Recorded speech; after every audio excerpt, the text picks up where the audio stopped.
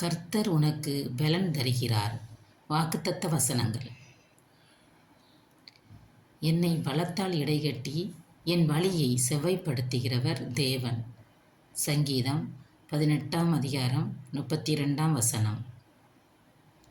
சோர்ந்து போகிறவனுக்கு அவர் பலன் கொடுத்து சத்துவம் இல்லாதவனுக்கு சத்துவத்தை பெருக பண்ணுகிறார். ஏசாயா 40ஆம் அதிகாரம் 29ஆம் வசனம்.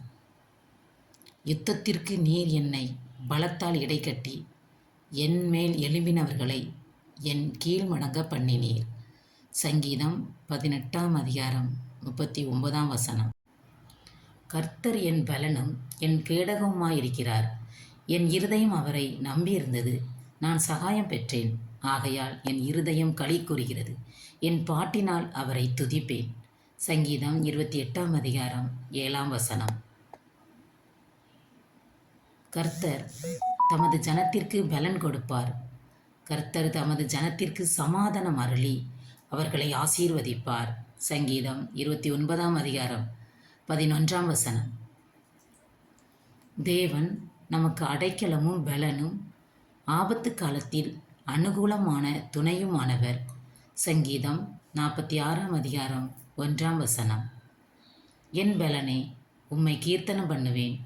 தேவன் எனக்கு உயர்ந்த அடைக்கலமும் கிருபையும் உள்ள என் தேவனுமாயிருக்கிறார். சங்கீதம் 59ஆம் அதிகாரம் 17ஆம் வசனம்.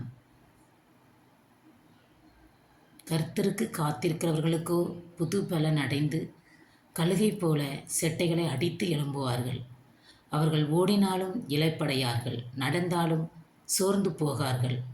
ஏசாயா 40ஆம் அதிகாரம் 31ஆம் வசனம்.